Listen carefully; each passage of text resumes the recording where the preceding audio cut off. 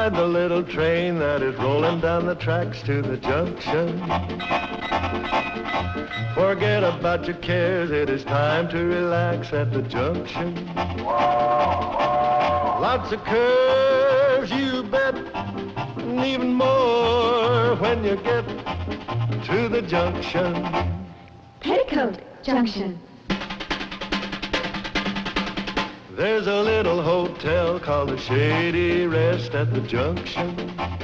Petticoat Junction. It is run by Kate, come and be her guest at the junction.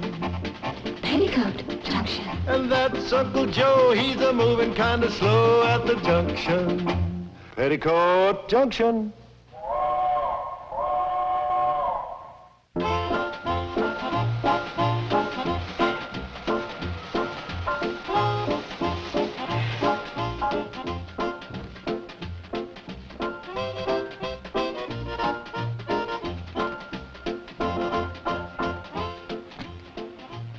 Movie star from Hollywood. And you're sure there are no phones at the Shady Rest Hotel? Oh, positive, Miss Wayne.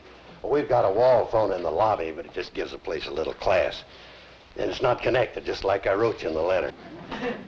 I'm being buried alive. And there are very few other people there.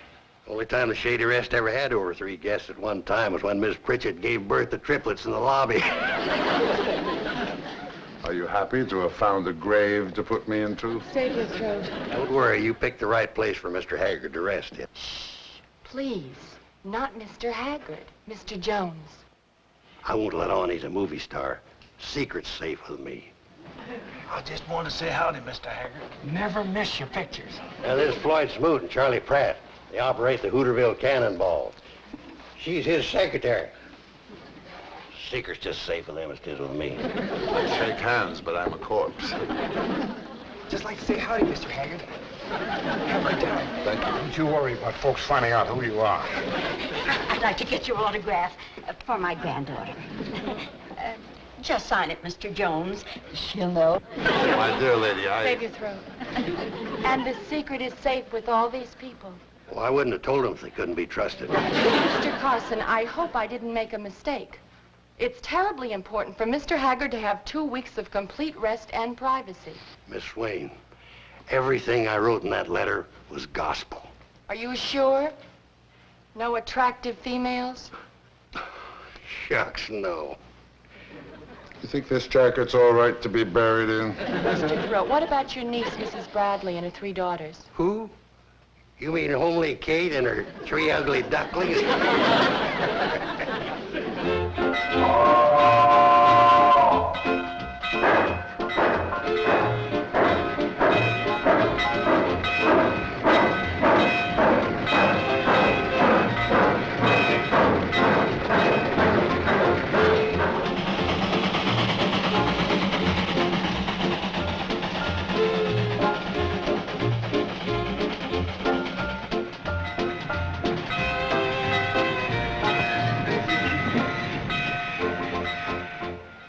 Right this way, folks. Oh, welcome to Shady Rest. Kate? This is Mr. Jones and his secretary, Miss Lucy Wayne. How do, Miss Wayne? How do, Mr. Jones? Let me take your suitcase. Oh, no, please. Oh, well, let's come right this way. That's your niece, Mrs. Bradley? Homely Kate? I don't understand it. She was homely when I left this morning. Let me guess. Those are the ugly ducklings. Snaggletooth, walleye, and prune face, left to right. Carson, you are a fraud. Telling me there were no attractive females here? Well, you see, I keep thinking of them as they were when they first came into the world, toothless and wrinkled. I've been too busy to take a good look at them since, I guess. All right, Mr. Carson. But let me warn you, Lane Haggard is to the female what the spider is to flies. Oh, there's no danger. Kate's too old to fall for that romance stuff, and the girls are too young. The Haggard charm gets them, from kindergarten to Social Security. Well, he's met his match. Oh, they'll be polite to him, all right. But Kate and the girls are way too level-headed to be taken in by that Hollywood charm. We see every one of your pictures. Wouldn't miss them. I'm grateful to you and your sisters. Okay. Sisters. Did you hear that? She's our mother. Your mother? Oh, come on. She's our mother. She is. What do you call this? Pulling a fast one on the city slicker? Oh, no, she really is our mother. Of course she is. Aren't you our mother, Mother?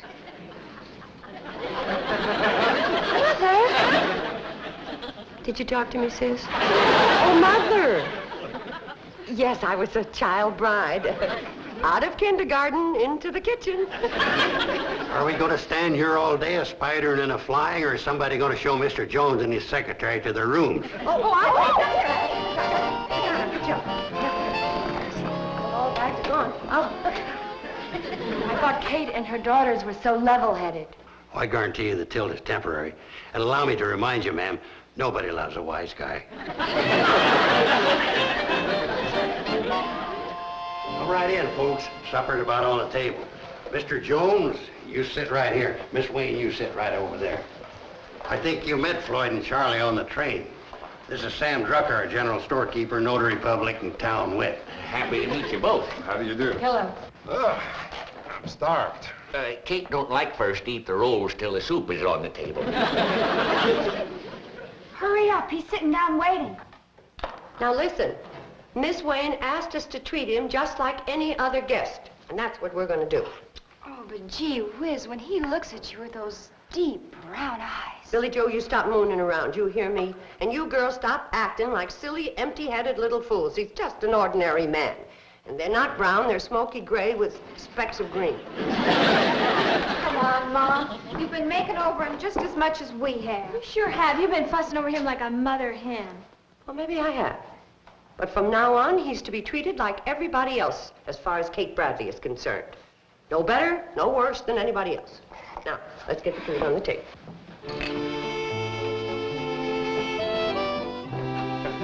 It's the gospel. That's exactly the way it happened. Hey, here comes the food. Soup time.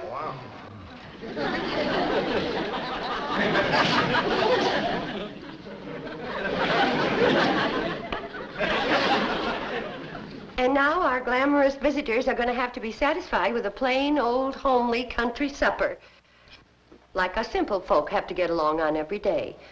French onion soup, beef stroganoff, asparagus hollandaise, Waldorf salad, and cherries jubilee.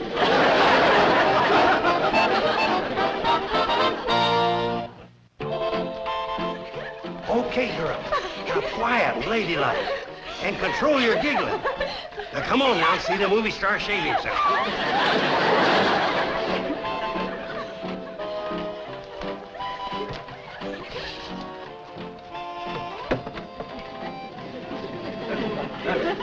Gee.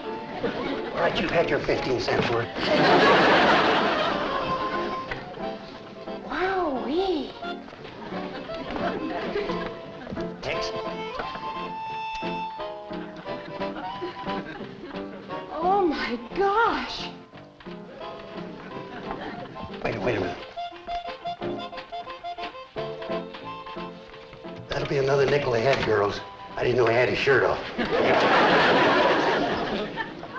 And I am deeply touched that you named your baby after me. Sincerely yours, and so forth. Ah, that's enough fan mail. I want to write a letter to Darryl Zanuck about the, Shall I close the curtains? Are you kidding? I'm getting 10 cents ahead. Some people have to breathe to live. All you need is an audience. Okay, so I'm a ham. Ham. Lane, when your turn comes to die, if there's an audience, I don't think you'll go. When you get through abusing me, we'll get back to work. Come in.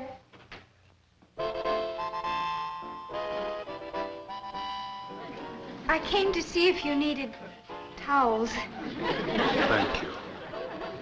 And thank you for lighting up my room with those radiant eyes.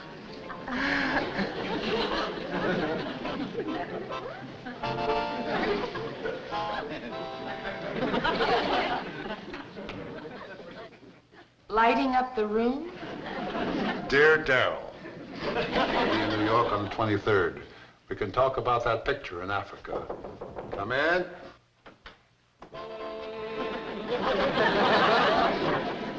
I brought you some towels. Thank you. If this rose could see you, it would die with envy.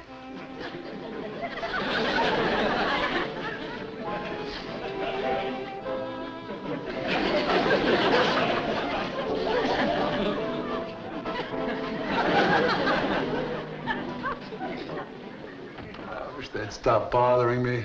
Yeah, and the vicious way that you discourage them. You think they take the hint? I have to be kind to women. It's my duty. Duty? Well, naturally. If heaven gives you a voice, you're obligated to sing.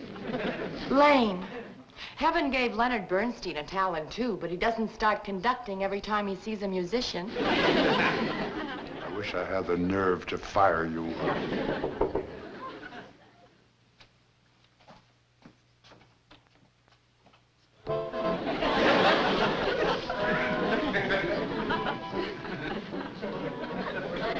Came to see if you needed any towels. But now I'll have to stop shaving till I get over the effect of those disturbing eyes.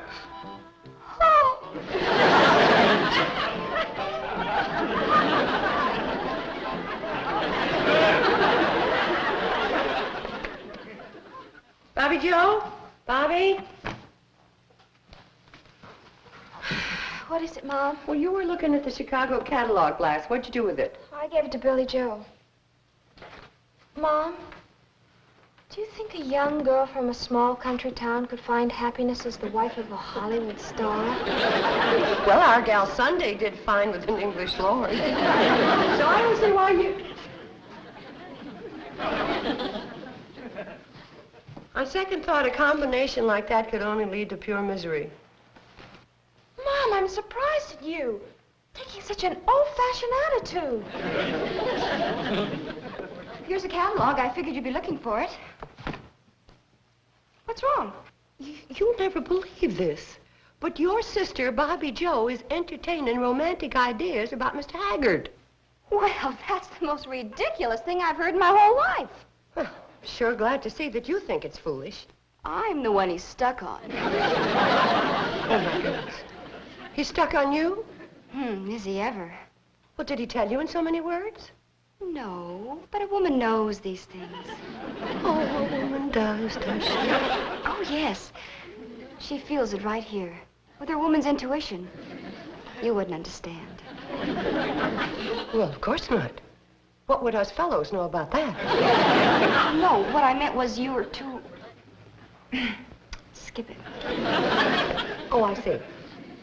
I'm too old to know about romance, right? I'm too far over the hill, right?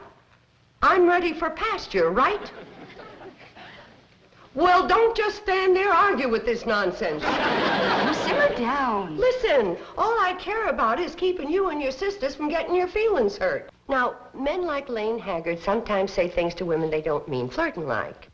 Do you know what I mean, honey? Am I getting through to you? It sure is, and you're right. Good girl. I'm going to go down tomorrow and tell that naughty Lane to stop flirting with Bobbie and Betty. I need help. Uncle Joe, he's not here. Well, that's a help. What's wrong, Mom? You look worried. Oh, it's nothing, honey. I just want to talk to Uncle Joe. He's bedding down the chickens. What's the trouble? It's nothing I'd bother you with, baby. You're too young for such things. Thank goodness for that. Being young can have its problems, like the one I'm having right now. What's that, baby? Something to do with school? Yes. I'm set on graduating, Mom. Well, of course you're going to graduate. What's the problem? You think Mr. Haggard will mind waiting 3 years?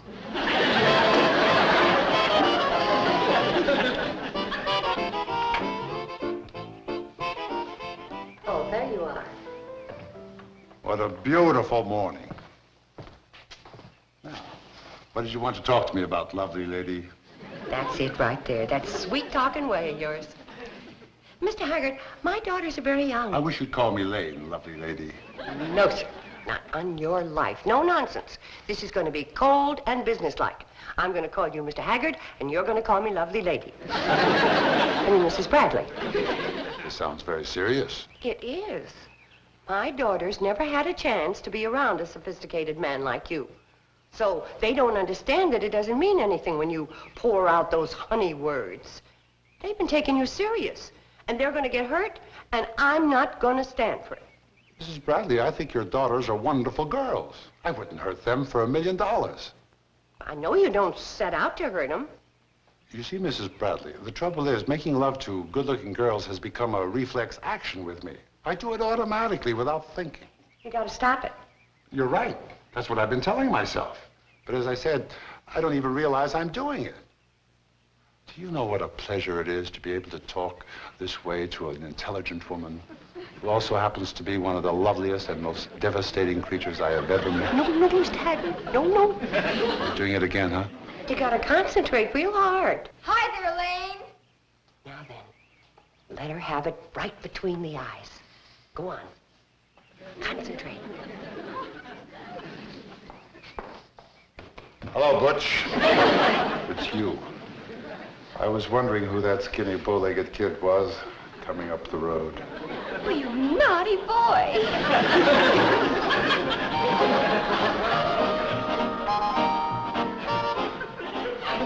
The new words were fine, but you're still singing the same old music.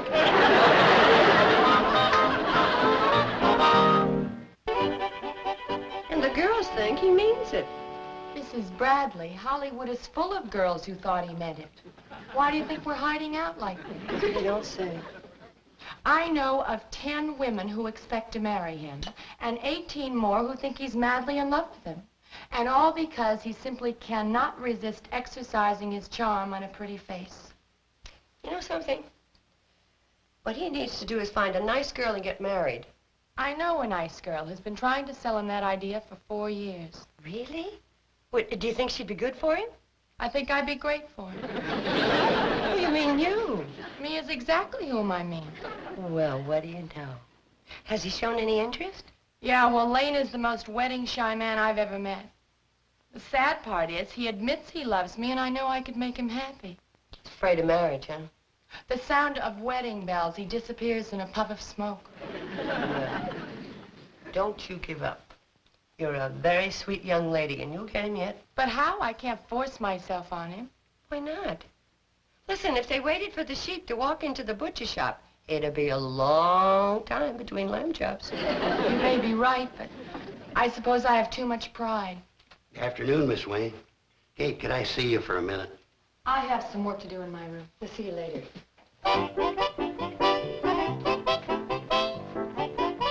Anything wrong? Kate, what happened to those 3 daughters of yours? Well, nothing. I just gave them a good talking to about making fools out of themselves over Mr. Haggard. Well, I don't think it did them too much good. I just seen them down by the well, and they're quarreling like 3 bobcats over which one he likes the most. Tell you, Uncle Joe, I'm going to have to ask Mr. Haggard to move out.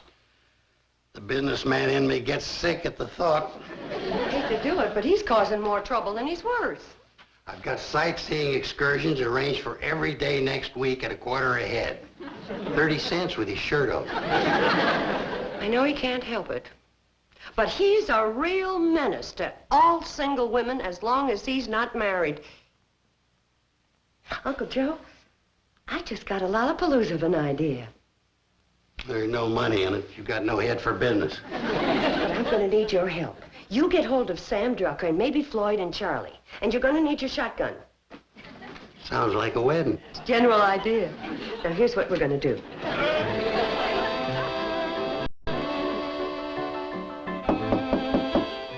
Coming. Lane! Mrs. Bradley, stop it! Mrs. Bradley! I just can't help myself. I've been thinking about all the things you said. How you feel at home with me because I'm so mature. How pretty you think I am. What are you talking about? Lane, I'm talking about love. I'm talking about us. You and me? Oh, I've been fighting it all right. First, I thought it was silly. You and me getting married. Married? After all, you're Younger than I am by weeks. And then I realized it was fate that brought you here. Now, wait a minute. Yes. Now I know why I said no to Eldridge Wormser, harness salesman from Medicine Bend. And it was for you that I turned down Walter Schwartz, one of the best Mr. Bones that Simpson's traveling minstrels ever had. It was fate saving me for you. Kiss me, Lane. Now, look, Mrs. Bradley, this is... You're fighting it. You never felt such an overwhelming emotion, and it scares you. You've got to listen to me. I'm listening to my heart. It's saying, Lane loves me. Lane loves me. He does not. He does not. Go ahead. Fight it, you foolish boy. Hollywood will accept me. I'll fit in. I learn fast. In no time at all, I'll be jumping in the swimming pool with my clothes on, and every now and then we can get a divorce. Oh, we'll be so happy. Stop this! This has gone far enough. Are you kidding me? Kidding you? Well, of course not. You do want to marry me, don't you? Marry you? Of course I don't want to marry you. I can't believe my ears. Uncle Joe, Charley, Floyd. They were right. They said you were a flame, and I was only a foolish moth.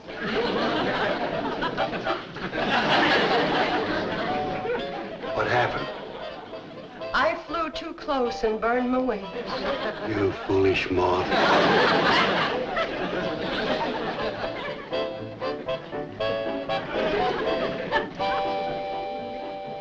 I don't know what's going on here. Boys, this movie star's been trifling with Kate's affection. I didn't like his last movie either. I was miscast. My agent talked me into it. What movie was that? He played a minister on this South Sea island. The picture was terrible. Allow me to remind the critic circle that a woman's heart has just been kicked around like a football. Hanging's too good for him. We don't allow our women to be trifled with. He thinks he's back in Hollywood. I say, if we don't make an example of him, we're going to be flooded with movie stars trifling with our women.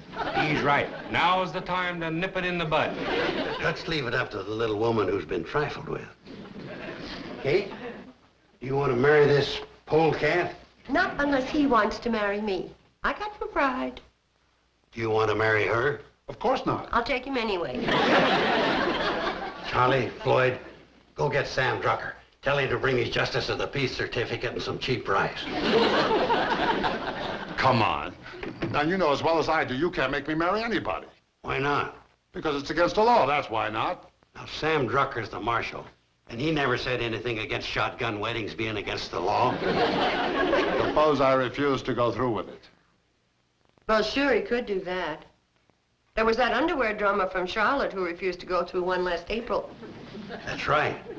What was Judge Drucker's verdict on that? Killed while resisting a wedding. Now, listen, let's talk this over. Let's don't lose our heads. I can't marry Mrs. Bradley. Why not? Well, because You married already? No. You fixing to marry somebody? Come in. I just happened to be passing by. What's going on? Lucy, save me.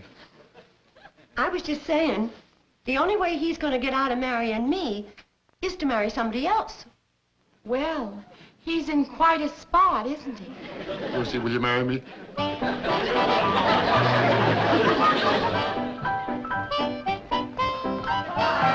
taxi. You know, of course, I plan to have this marriage annulled. Oh, really? Yes, in about 50 years. Golly, that was a wonderful wedding. Yeah, I hope I gave them their $20 worth. You did just fine, Sam. Well, I'm plumb tuckered. $20 is a lot of wedding. I think they're going to be real happy together. She better treat him right, 'cause I'll always be ready to take him back. So will I. Me too. Silly girl. I just hope he'll be able to get his lovely lady out of his system.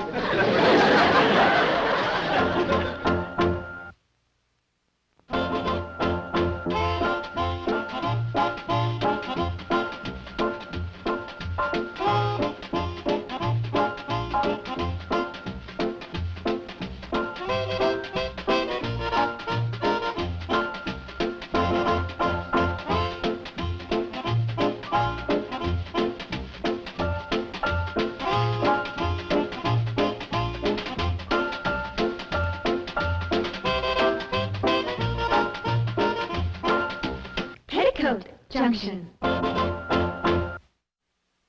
This has been a Filmways presentation.